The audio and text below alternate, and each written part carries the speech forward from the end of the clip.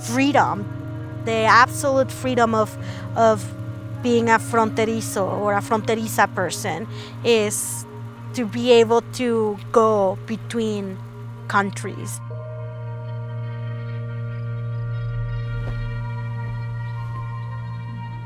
Even though I'm a Mexican national, I've always had this freedom to occupy two different countries almost simultaneously.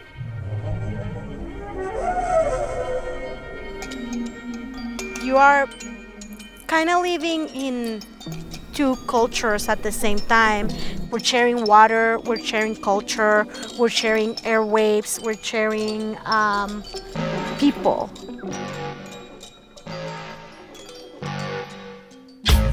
Hola queridos radioescuchas, mi nombre es Gabriela Carballo. Hoy tenemos un episodio bien especial con algunos tracks de música fronteriza. You are listening to Border Beats and Babes on Marfa Public Radio, broadcasting to the Big Bend in West Texas. El Paso del Gigante.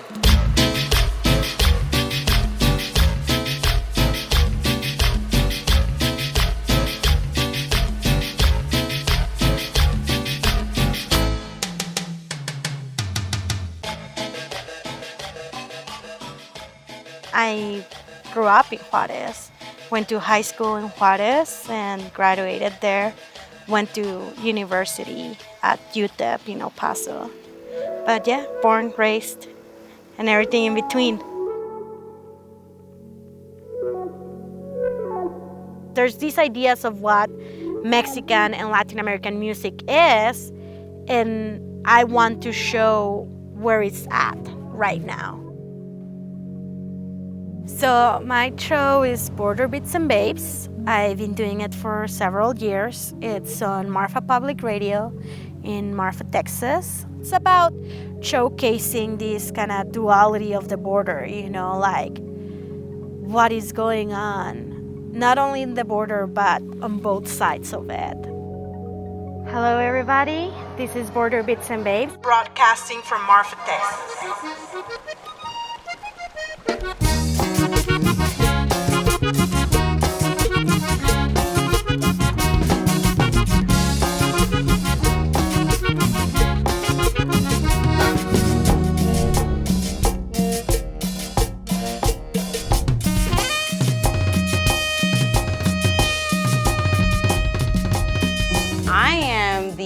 What would you call it? The minority of this area. My parents live in Presidio, but I now live in Ojinaga, which is literally only 5 minutes away, crossing the bridge. And I grew up in Presidio, went to school in Presidio, made friends in Presidio. But I was one of 3 white kids that went to the school in Presidio. And I remember being a little girl and just thinking, if I want to have friends where I'm living here, I need to feel comfortable speaking Spanish. I just have to.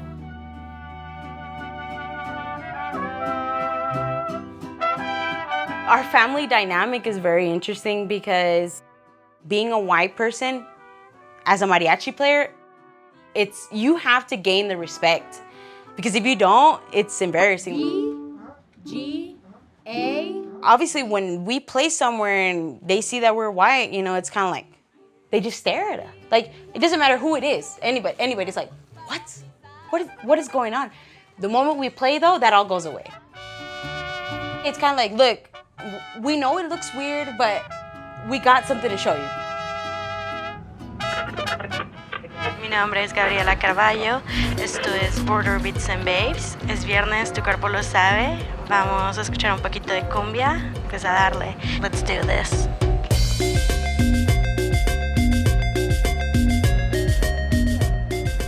So my husband works on the Mexican side of the border as an engineer, but that does not mean that he can cross to the United States. He initially applied for a tourist visa and that was denied. And once we got married, he applied for a resident visa and that is still in the process of being accepted.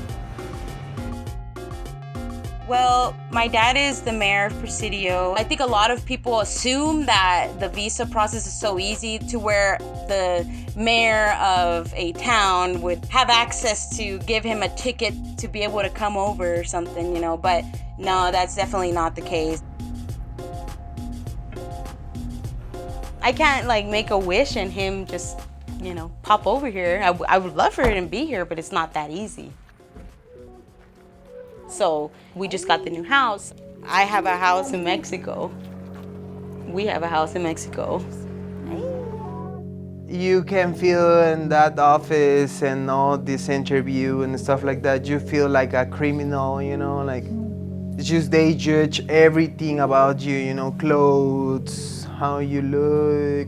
They make you feel like, you know what, you're, to me, are criminal hasta que, like, yo decida si no lo eres, you know? It's like, you know, you see all this, you know, people crossing illegally. Why do you think they're crossing illegally? Because it's impossible to cross. It's impossible to do it legally.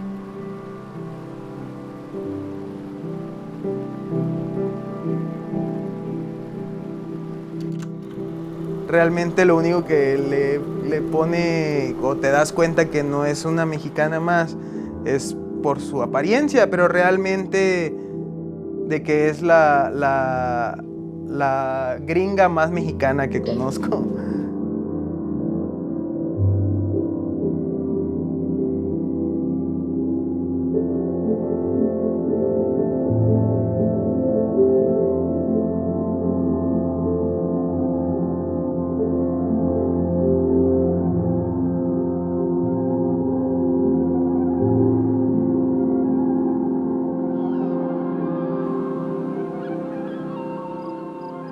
It's like every year I know my visa expires in September, and every year is like I hope I get it, because if not, it's my whole livelihood would change. Like what I've known to be through the spaces that I've occupied for 30 years, it's gonna change.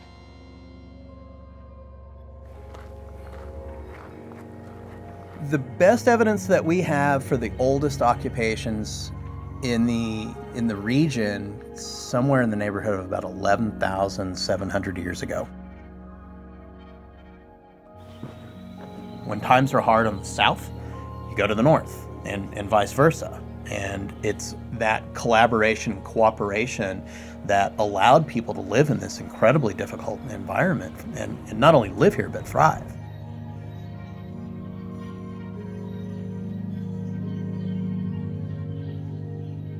You know, most people think of that border as being a hard-fought boundary that defines the southern U.S., and it really has never been.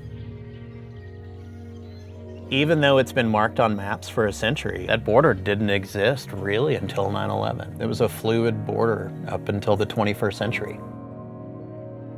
If anything, it's more difficult now than it ever was, because the border is being closed and secured. You know, it begs the question, secured for who? The Big Bend, it's an S shape, and that S shape is what makes the yin-yang symbol. If you put it within a circle and you have this S, then you have the two histories, two lands, two peoples complementing each other, night and dark. Two dualities, but at the same time they're one thing. It's the same land, you know, it's the same desert, it's the same river. If we don't kill each other here, we're gonna create something really new.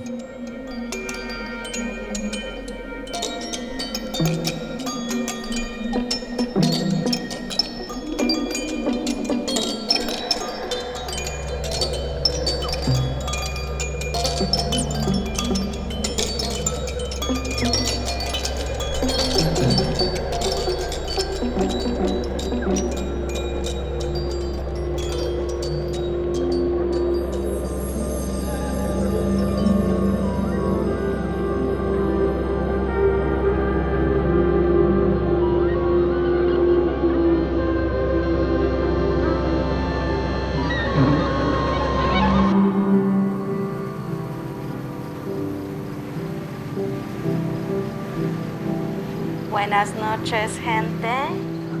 Estamos escuchando un especial capítulo de Border Bits and Babes live. Hello, everyone. My name is Gabriela Carvalho. Good night. This was Border Bits and Babes. Thanks for being here with me.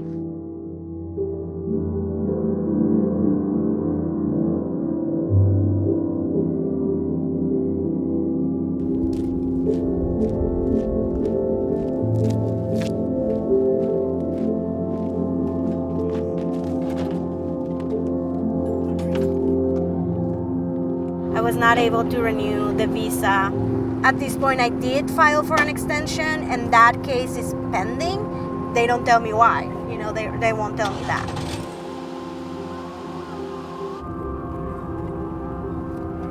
As much as I like my life and living in the US, I haven't been in my own culture for a while. This Sunday, I was gonna turn 7 years living in Marfa.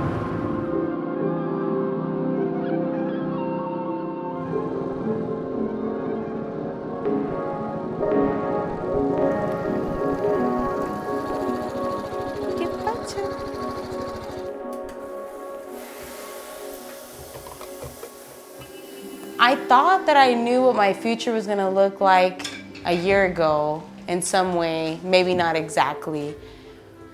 So I'm 5 months pregnant. Our baby will be born hopefully in the United States, and the fact that like, hey, my husband, you know, he may not be able to be there when the baby's born, like that was something we had to talk about like at the very beginning. Like, you're probably not gonna be able to be there when I give birth, you know. Probably not. We're going through the visa process, but more and more we're not 100% sure we want to live in the United States. Like we've been forming our lives here, and so it's just kind of complicated, because then if he's able to go over to the United States, then he has to like stay there for a certain period of time before he can cross back to Mexico. And he has a job here in Mexico that he has like a contract with, so it's kind of a touchy subject. Like, do we just start all over again? You know what I'm saying? I don't really see us living in the United States.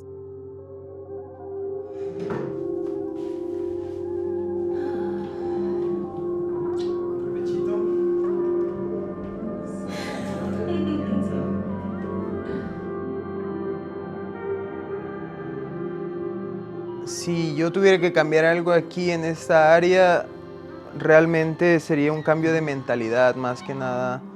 Que cruzar un río es cruzar, o sea, algo muy extravagante. Debería ser tan normal ir de aquí para allá, de allá para acá. O sea, debería de ser eso lo normal, lo que realmente debe de ser, sentirse como en el mundo normal. O sea, no porque estás en una frontera, sentir que estás muy diferente.